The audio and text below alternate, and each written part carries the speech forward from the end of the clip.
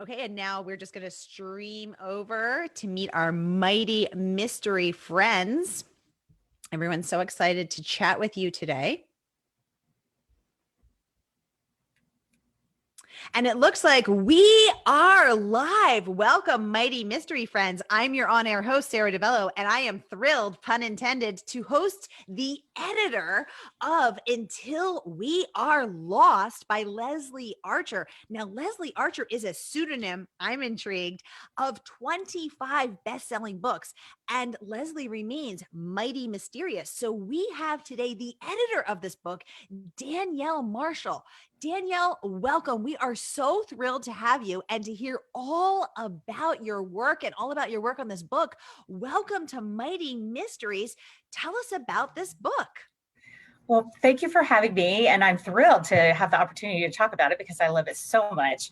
Until We Are Lost is, I would say, sort of a hybrid thriller. It's a psychological suspense thriller, somewhat literary, by the best-selling author of 25 New York Times bestsellers, who wanted to expand into a different space in their career and really use this pen name as a way to write in a different arena.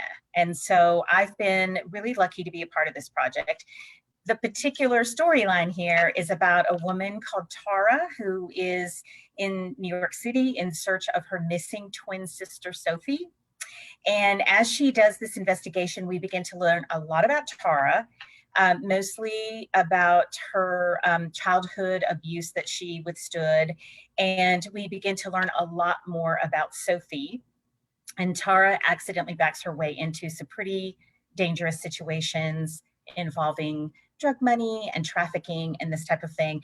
And of course, there's a twist about the whole thing. And it's a pretty great read. Oh, well, I know I am here for every delicious twist and turn. Yes. So, Danielle, as the editor of this book, how long did it take from the day that you got it, how long did it take until it turned into an actual book that I'm holding? Yeah, so that's a great question. This book in particular was the second book on a 2-book contract. So normally when you acquire a first book, you usually already have a draft. But in this case, I was very involved from the very beginning because it was initially a blank sheet of paper called Untitled. So after discussion points with the author about what he was interested in writing about and what I was interested in reading about, we began working together on the book. And I would say once I had a pretty solid draft in hand, we worked on the developmental edits for about 6 months. But then after that, there's still a lot of detail work. You know, there's copy editing and proofreading, and we do a cold read. So the entire process takes about a year, sometimes longer. But I would say the developmental part was about 6 months. Very cool. Now, you said that when you got this book, it didn't even have a title. It just said title. That's right. Right. So how did you guys come up with this title? Was it a collaborative process? Did you think of it? Yeah. Tell us the story of the title. Well, the actual title, I'm so glad you asked me this question because authors often have a really firm idea of what they want to title a book. And I'm often the person that says no, because I have a marketing background. And of course, I work with my internal marketers in-house.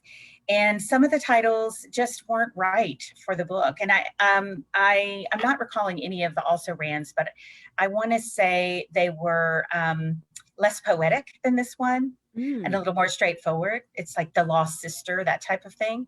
But because of the editorial that I had in my hand, which is somewhat more literary, I felt like it needed a more poetic title. So we finally landed on this title, which is actually a quote from Henry David Thoreau.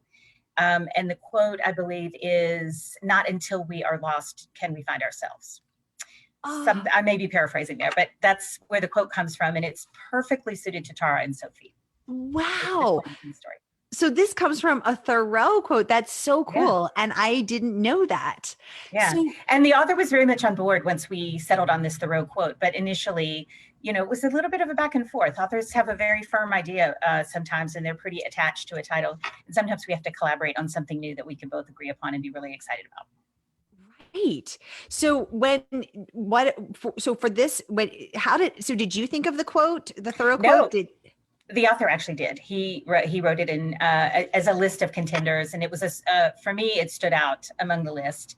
And so once I was excited about it, I got internal parties excited, and then we went forward.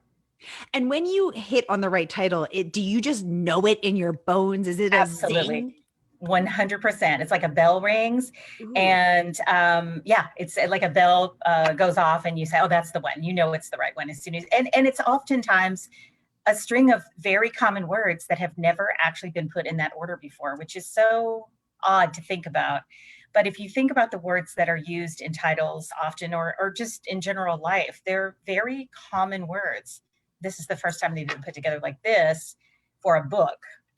Obviously, Thoreau did it in his poem, but oftentimes it stands out as unique in that way as well. Oh, I love that. I just want to pause here and welcome all of our friends on Facebook. Welcome, everybody. Welcome, Nancy. Welcome, Allison. Welcome, everyone who's watching. So, if you've been here before, you know how this works. And if you're new, welcome. We're so happy to have you. And here's how it works. Every Tuesday, I highlight 2 mystery authors. But because Leslie Archer is a nom de plume, I just love saying that, we get to talk to Danielle Marshall, who is the editor of this book. And we have never had an editor on the show before. So this is kind of a really rare, really valuable chance to ask Danielle anything you would like to know about the book, about her life as an editor, about anything that's weighing on your brain within reason. And Danielle will give it to you straight right here on Mighty Mysteries. So just go ahead and type your questions in the comments and I'll get them right over to her. Now, it always takes me a moment or two to think of questions. So Danielle, I want to ask you, what's your daily life like? I think that people have this idea, this conception of writers that, it's sort of like these Jackie O days, big sunglasses, a cup of coffee, an apartment high up on Park Avenue, and you leisurely sip your coffee and you read a beautiful manuscript and you write some thoughtful comments with your red pen, your special pen. What's it really like? Tell us, give us the Well, skinny.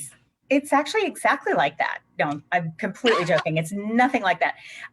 My life is filled with meetings and emails and troubleshooting things and moving things forward in a very list-oriented way. And publishing is a very deadline-oriented business. We have pub dates, and we're working backwards from those publishing dates, trying to get everything done. It's also a lot of coordination between team members because it's not just me, obviously, who's publishing the book. There are so many people that go into making a great book, including myself and the author. So, we have positioning people who help us understand where to point the book. We have marketers, we have publicity professionals, we have production support people who actually coordinate with the physical editions and getting them printed. So there's a lot of little details that go into the work. So I spend a lot of my day dealing with all of that stuff and going to meetings because I'm the leader of Lake Union, my publishing imprint. I go to a ton of meetings. And then after all that is the reading. And so that's when the sunglasses and the coffee come into play. And that's when I do the reading. And I have to say, and I'm not even kidding, I do 99% of it at night and on the weekends. But it's a joy to do it. And I love the fact that it's a part of my life in a way that's, I love working on the thing I'm most passionate about. Very cool. And tell us how you became a book editor. I mean, tell us about your journey. How did you end up doing this? Did you always want to do this? Did you find yourself here unexpectedly? Give us the 411. Well, I know that, let's see, I'm looking at how much time we have. It's a really long story, but I will say with absolute frankness that my trajectory into becoming an editor is probably different from most.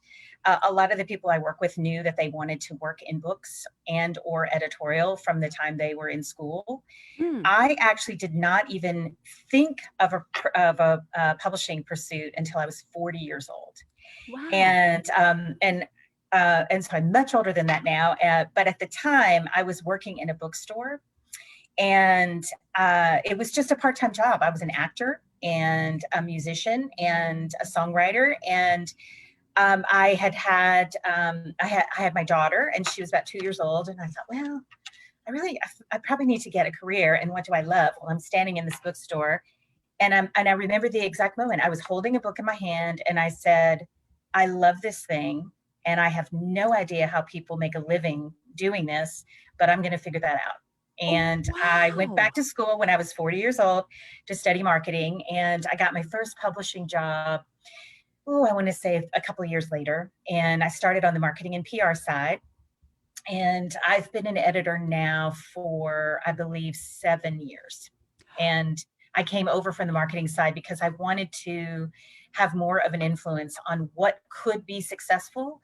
As a marketer, you have something that's pretty much a finished product, and you're basically trying to market that. But I wanted to go further upstream and work on books further up. Very cool. I have to ask, what kind of musician were you? I like to say folk rock.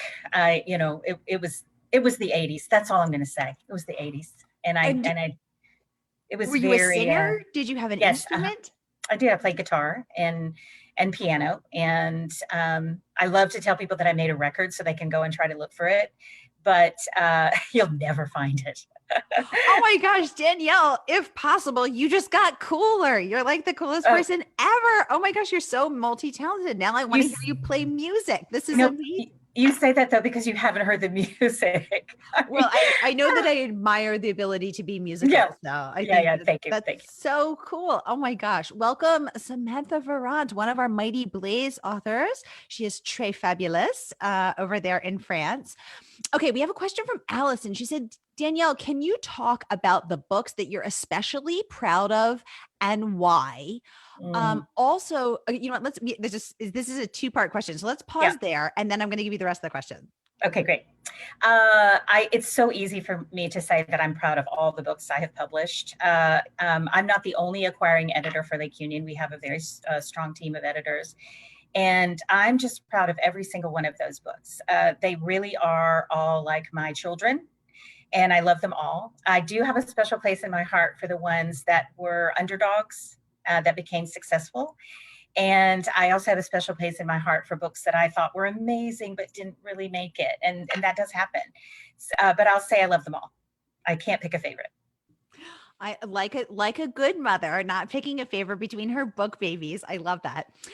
Second part of Allison's question, can you talk about the developmental editing process and how it differs by author? Great question, Allison. Danielle, give us a sneak peek into the developmental process. Yeah, so it really is so different. It's very different with each author that you work with. Some authors have really, really strong drafts that they hand to you, and there's just a refinement needed.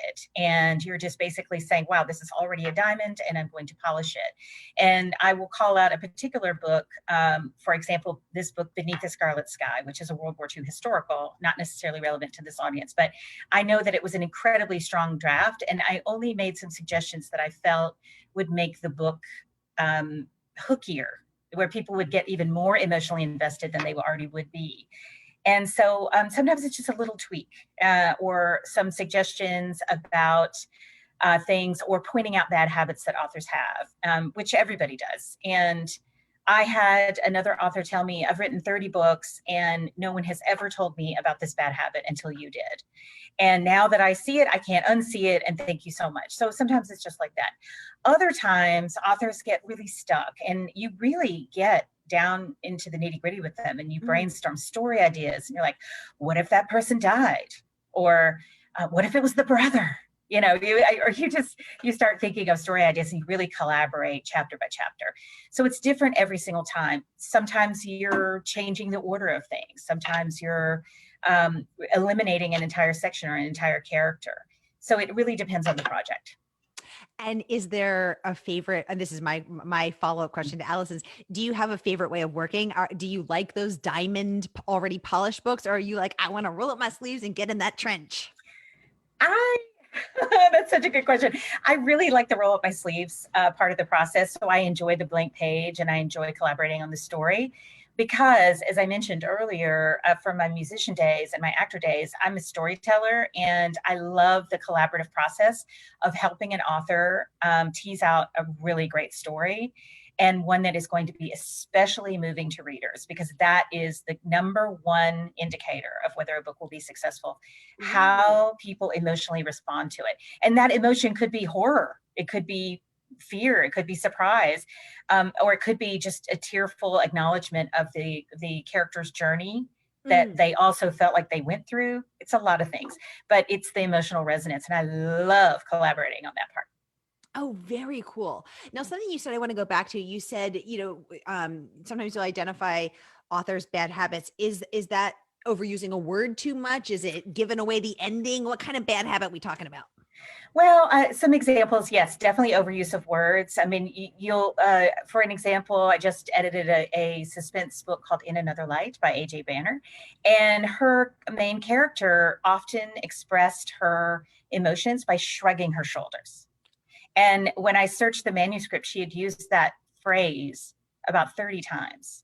So as a reader, you start to see it over and over again, and it becomes annoying.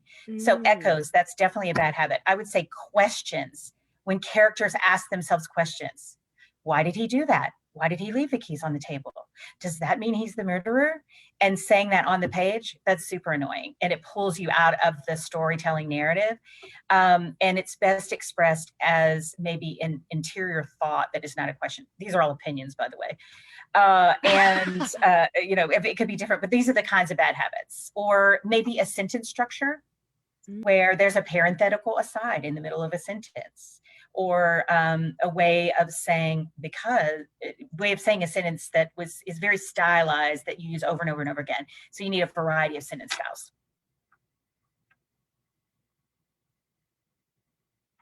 Sorry, I hit my mute there. I didn't want to interrupt with your audio. Thank you for sharing these insights. This is so valuable to hear from an editor, from the horse's mouth, what it's like to be in your shoes. Because I think, we've only heard from authors for the past year, and don't get me wrong, I love my authors, but this is such a unique and valuable perspective. So thank you so much. Alicia is asking if perhaps we could have a little song preview live. Have you warmed up your vocal cords today, Danielle? Oh, I think I know who that is. No, I'm not singing on A Mighty Blaze, but I'm happy to blaze a trail as an editor on the show. Ooh, blazing a trail. I appreciate that, that clever word usage. Thank you. Jody would like to know, how do you know when you want to publish a submission? Do you know it immediately? Yeah, give us the insights. Do you get the shivers? Do you get the chills? Do you just know it? Or are you like, I sometimes know it right away, but I've often told the story about how sometimes I sit on a project for a long time. Sometimes they're highly competitive and you have to move quickly. You have to make a decision and say, yes, this moves me. It will move other readers. But other times you think of reasons why you aren't the right publisher for the book. And then you sit on it, but the story really haunts you. And I honestly believe that right away, but there may be other reasoning behind. Maybe we have similar books on our list. Maybe it's not the right time to publish a book from that point of view.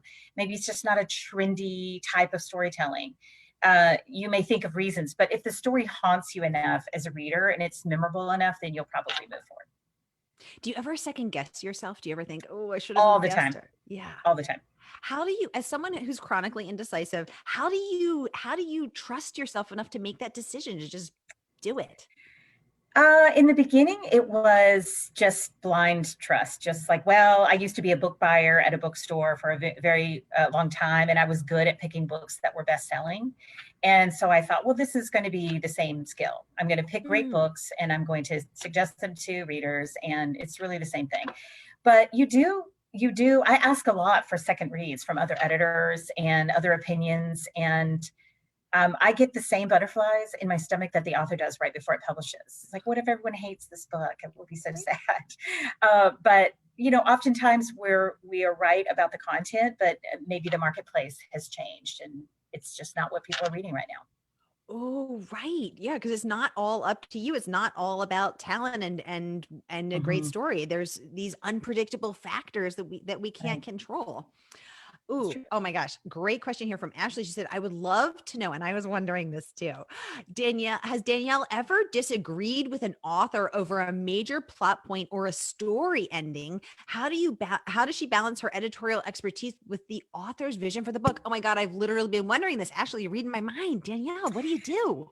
That does happen. And oftentimes we don't agree. And so I have enough experience under my belt now in a variety of book arenas where I feel really empowered to say, this is my suggestion to you as a professional reader.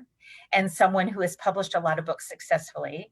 Mm. And, but ultimately, I've already bought the book to publish, and you are the storyteller. So I really let the author make the call, but I'm very transparent about why I think the choice they're making might undermine the book's sales. And I put it that plainly. So I'm saying that because I know you have writers who are going to listen to this over time. And um, ultimately, you are the decider. You're the storyteller, and I respect that wholly. But I do give advice that is meant to make the book reach its highest potential and reach the most number of readers.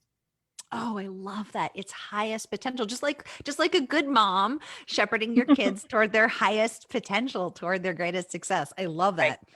Ooh, good question from Julia coming in. What is the most rewarding and or hardest part of your job? Oh, I love that question, Julia. The hardest part of my job is a very easy answer, and that is when I have to let an author, when I turn down a proposal from an author who's published with us before. Mm. Oftentimes, it's a business decision that we have to make, and it's so heartbreaking because every single author, as I mentioned, I'm very invested in them and their career and their books. And I would say any book I have to turn down that I love the content, but I can't publish for a variety of other reasons. That's the hardest part. The most Mm. rewarding end is I like to joke and say, I've made millionaires, I've financed divorces, I've bought minivans for authors, and then they've shared this all with us. And so I love making an author's dreams come true, either financially or just from the perspective of readers reading their work and feeling very emotionally connected to it. So I love making author's dreams come true. That's the most rewarding part. Oh, I love that. All right. You heard it here on Mighty Mysteries. This woman has made writer dreams come true. She's helped them buy minivans. She's financed divorces. She's made millionaires. I love that. Um, Gail, a top community member here, is saying, hi, Sarah. Hi, Mighty Blaze. Hi, Gail. Welcome back. Julia would like to know, what's your favorite type of book to publish and also to read for pleasure? Are they different? They are different somewhat. And I would say that I read across a wide variety of different kinds of books, pretty Mm. much all genres. I'm just recently getting into science fiction and fantasy, which I had not previously read before very much. But I read everything in the world. But I would say my tastes, my publishing imprint, Lake Union, is specifically devoted to book club fiction. So Mhm. we're meant to publish books that are going to spark conversation and to inspire readers to tell their friends about the book that they love so much in a variety of genres, including mystery and thriller. Mm. And I'm really focused on that, but they need to have what we call broad commercial appeal.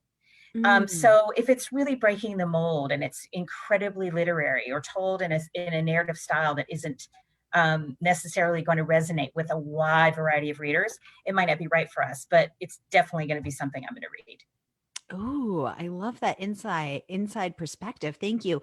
Carrie saying, hi, Danielle. Hi, Carrie. Welcome. Danielle, let me ask you this.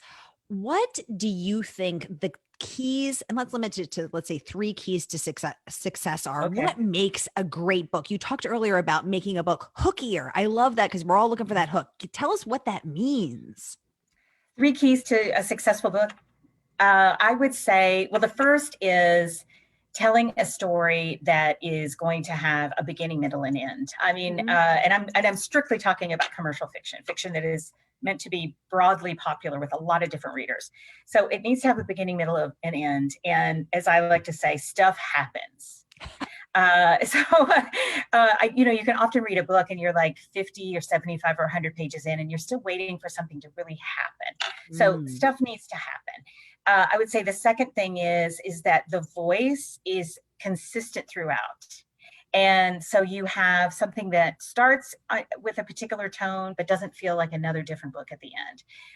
And I've read many, many books that do that by way of literary device, but they're not normally those popular books. You just need to kind of really sink into it and feel like you know the voice all the way through. Ooh. And I would say the third thing is probably an emotional arc that I can invest in some way. There's a lot of talk about characters that are likable or unlikable. I'm not necessarily a fan of the theory that a character has to be likable. which I hear that theory floated a lot around the literary community. But I do think that we need to care about that character, even if they are somewhat dark or not that likable. You need to care about what they're going through and how they're going to get there. A great example of that is a book we published called Jane Doe. And she is an admitted sociopath and is exacting revenge on the former boyfriend of her best friend who killed herself. And it's all very dark stuff, but you root for her. You really do. I love those kinds of books and those kinds of stories. And, as I was watching Killing Eve, I thought to myself, why am I rooting for the sociopath? Like, why do I like Exactly. her? Yeah, But it's like Dexter. Dexter is a yes, serial killer that you are like, oh, you go. So go there's just Dexter. something about Jane Doe where you just really get invested in her, what she's doing and her life path. And there is some growth across the novel for her. But as a reader, we're just so invested in her getting her revenge. Oh, I love that. I think you've got a lot of fans here in the audience. Carrie's saying hi. Jennifer's saying hi, Danielle. Stina Holmes is saying hi, Danielle. Hi, Hi, Stina. welcome everybody. Welcome. So Danielle, let me ask you, what is your best advice for aspiring authors? I would say read a lot, write every single day, no matter what, even if it's terrible. I would say get feedback on your work, Mhm. but also really dig so deeply into your own work that you understand what your voice is and what kind of stories you're trying to tell, because you will get a lot of feedback on your work from writers groups, from friends, from early beta readers, from your editor, from an agent, from a variety of sources. But you need to understand your own voice Mm. and what feels incongruous to that voice. So the best way to get there, I think, is to know who your reader is. It's like really have a visual image in your mind of who is that person. Mm. What are they doing when they're reading your book? What other books might they buy when they go to buy your book? Who are they? And what story are you trying to tell to them? And that way, when somebody gives you advice and it kind of stands out as something that doesn't feel like it would fit for your reader, it's easy to push back.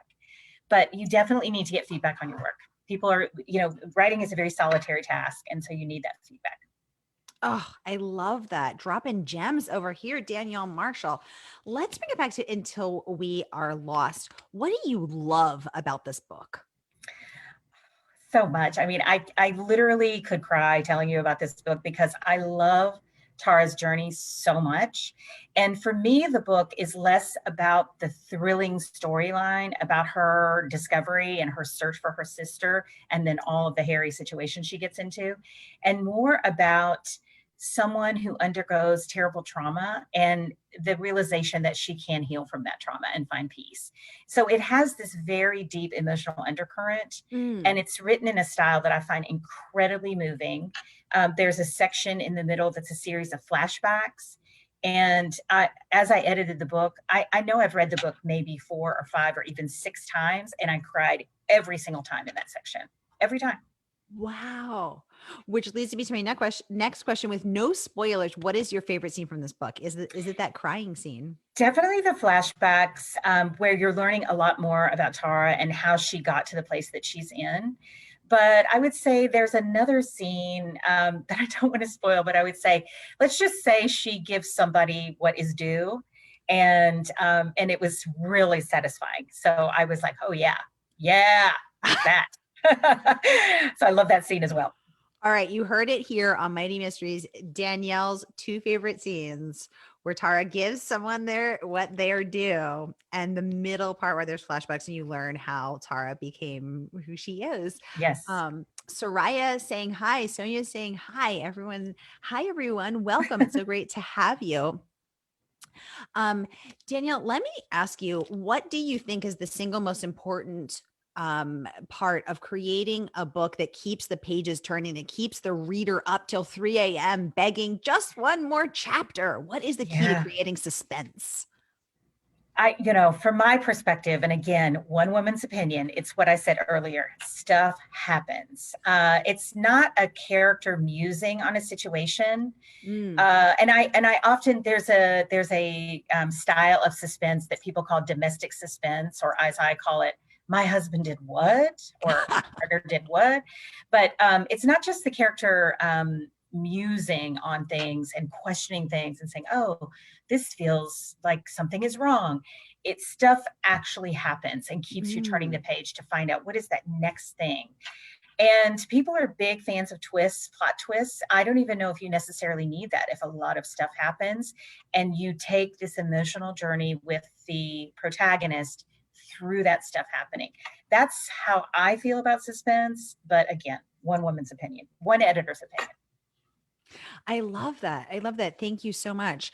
Everyone, we have just a few moments left with Danielle. So if you have any last questions for her, get those going in the comments. So type them right up and I will get them over to her. Again, we're so thrilled and so honored to have Danielle here with us today, talking about Until We Are Lost and talking about the role of a book editor. Danielle, Publishers Weekly said that this book is smoothly written. That must have felt good to hear that. It did, and it's so true. They really got the quality of this author's writing. I've already identified it as I've said he a couple of times, so I'll continue to say that he is someone who is such a throwback to the way novels were written when I first got into books. And I won't date myself completely, but I will just be clear that it was the 70s. And they were just so rich in detail and characters were so well fleshed out. Mm. And man, he just really, really takes you there with Tara and with these emotional journeys. And I would say smoothly written is just a commentary on how beautiful his prose is. It's very beautifully written and, for me, easy to read and also incredibly satisfying. Oh, I love that. I love that. And I love that PW was able to hone right in on sort of the heart of this story. And I'm fascinated to learn that it is a he. I assumed incorrectly that Leslie was a cis woman. So fascinating to know. And I love seeing this trend of men writing women, strong female protagonists, strong female characters. I like seeing that on the page. I want to see more of that. So this is fantastic. Oh my gosh. Well, it looks like we are out of time. Danielle, I just want to say, is there anything that you wish I had asked you? Anything that you want to share with our audience? Any parting? Oh, I'm sorry. We do have one more question. Alicia would like to know, how do you find time for pleasure reading when you have to read so much for work? Yes. Yeah. How do you do that? I do it on vacation and I call it OPBs, other people's books. And so I'm very strict about that. When I go on vacation, that's when I read other people's work. And I, of course, really enjoy it.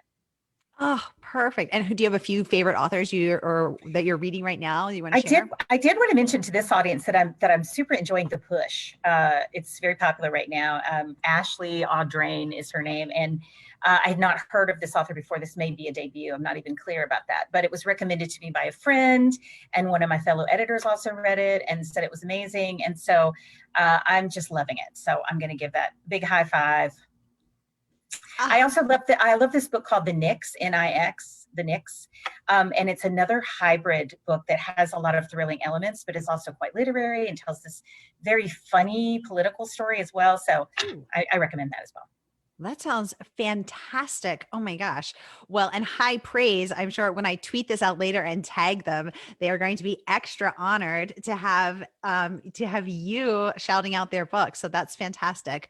Danielle Marshall, thank you so much for coming on Mighty Mysteries today to tell us all about Until We Are Lost and to tell us about your fascinating career and work as a book editor. This has been such a unique, valuable, and fascinating glimpse into the world of the book editor, into your world. So thank you so much for coming on to Mighty Mysteries. And I hope that you'll come back sometime. Thank you so much for having me. It was super fun. Have a great day, everybody.